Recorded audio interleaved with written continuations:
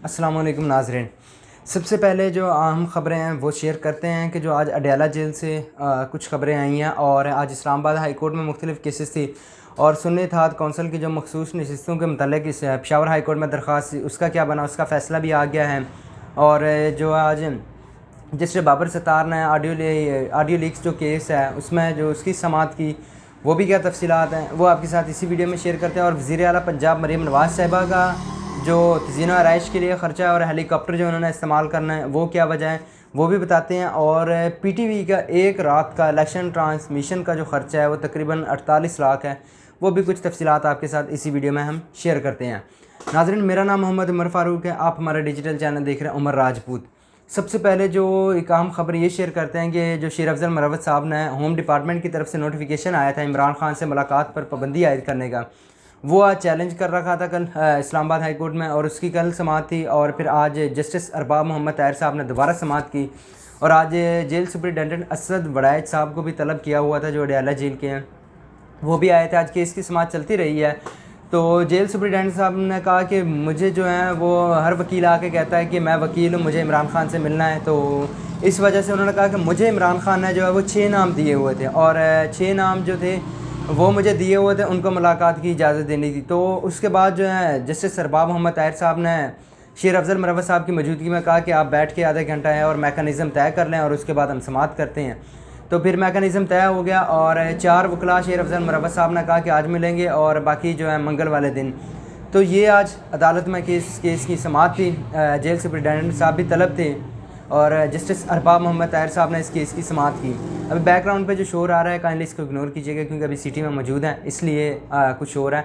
जब बाकी जो डिटेल्स आएंगी वो भी घर हम जब वीडियो बनाएंगे वो उसमें शेयर करेंगे। और दूसरी जानिब जो है सुन्नी इत्तेहाद कौंसिल की जो मखसूस नशिस्तों के लिए पेशावर हाई कोर्ट में दायर दरख्वास्त थी उसको आज ख़ारिज कर दिया है पेशावर हाई कोर्ट ने। 4-1 की अक्सरियत से ये फ़ैसला आया है और ये 4-1 की अक्सरियत से फ़ैसला था। सुन्नी इत्तेहाद कौंसिल ने मखसूस नशिस्तों के हसूल के लिए पेशावर हाई कोर्ट में दरख्वास्त दायर की हुई थी, तो इसलिए वो आज जो पेशावर हाई कोर्ट ने वो ख़ारिज कर दिया उस दरख्वास्त को, क्योंकि ये जो थी मखसूस नशिस्तों के मतलब पहले मामला था 2 रुकनी बेंच के पास, उन्होंने हुक्म इम्तनाई दे के 13 मार्च तक फिर इस फैसले को लार्जर बेंच के पास भेज दिया था। लार्जर बेंच ने कल इस केस की समाअत की और आज भी इस केस की समाअत की। तो इसका जो फ़ैसला है वो अभी आया है और 4-1 की अक्सरियत से फ़ैसला है कि सुन्नी इत्तेहाद कौंसिल को मखसूस नशिस्तों वाली दरख्वास्त जो है वो ख़ारिज हो गई है।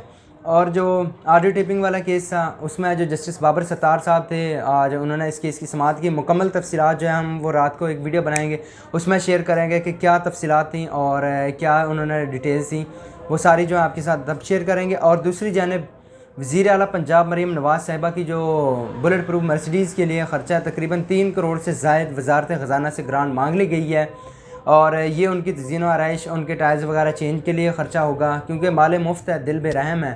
तो सरकार है, सरकार जितना चाहें वो तो पैसा अपने लगा सकती हैं। खैर ये तो अब ख़ुद उनको ख्याल करना चाहिए। हालांकि मरीम नवाज़ साहिबा को फ़िनेंशियली कोई गरीब नहीं है, बैकग्राउंड उनका मजबूत है, तो वो चाहती तो ये उनके लिए एक नॉर्मल ख़र्चा था, वो ख़ुद अपनी जेब से भी कर सकती थी, ज़रूरी नहीं था कि कौमी ख़जाने से या पंजाब हुकूमत के ख़जाने से लेती। तो ये उनका जो है दरख्वास्त यही है वज़ीर और ज़िमनी ग्रांट में ये मंजूर की जाएगी और तकरीबन 3 करोड़ से ज़ायद का ये बजट है। और दूसरा जो मरीम नवाज़ साहिबा ने वो फ़ैसला किया है कि वो हेलीकॉप्टर इस्तेमाल करेंगी क्योंकि जो रोड से बाई रोड से जो है शहरियों को मसला बनता है, ट्रैफिक के मसाइल होते हैं और जो सिक्योरिटी के मसाइल होते हैं, इस वजह से वो जो है अब हेलीकॉप्टर को इस्तेमाल किया करेंगी जाती उम्राह से वज़ीर आला हो सकते। तो ये तो अब खैर हमारे यहाँ तो शाहाना है, वैसे भी यहाँ ब्यूरोक्रेसी हो गई है, शाहाना तर्ज की ज़िंदगी होती है। तो एक निस्बत देखा जाए कि क्योंकि माशाल्लाह सिक्योरिटी इतनी होती है, इतनी गाड़ियाँ प्रोटोकॉल होता है तो आम शहरियों को ज़ाहिर सी बात है मुश्किलात होती हैं, तो ये बात ठीक है और इस लिहाज से उन्होंने हेलीकॉप्टर इस्तेमाल करने का फ़ैसला किया है, वो तो मर्ज़ी है। लेकिन एक जो बड़ी ख़बर है कि PTV का जो एक रात का इलेक्शन ट्रांसमिशन का ख़र्चा है सिर्फ खाने पीने का, वो तकरीबन 48 लाख रुपए आया है। अभी हिसाब लगाएं सरकारी इदारे, अल्लाह इनको हिदायत दे कि गरीब मुल्क है, गरीब अवाम है जिनके पास खाने को कुछ नहीं है, उनके जो शाहाना ख़र्चे देखें। एक रात का 48 लाख रुपए सिर्फ ख़र्चा आया है PTV पे इलेक्शन ट्रांसमिशन का, सिर्फ एक रात का, खाने पीने की अशिया का, वो भी खाने पीने का। अब देखें कि हिसाब लगाएं कि पीटीवी तकरीबन देखता कौन है, इतने को कवरेज भी नहीं है और इतने को लोग भी नहीं देखते। यही पीटीवी को जो पैसा जाता है वो मस्जिद के बिलों पे भी लगता है टैक्स। पीटीवी की फ़ीस लगती है, और वो चाहे मस्जिद का बिल हो, आम घर का बिल हो, चाहे वो फैक्ट्री का हो, कारखाने का, जिसका भी बिल हो, मदरसे का बिल भी हो, उसका जो टैक्स है पीटीवी फ़ीस वो लगती है, और वो जाती है जी पीटीवी के कौमी ख़जाने में और पीटीवी के लिए। और हिसाब लगाएं कि एक रात का इलेक्शन ट्रांसमिशन का सिर्फ खाने पीने का ख़र्चा तकरीबन 48 लाख रुपए आया है।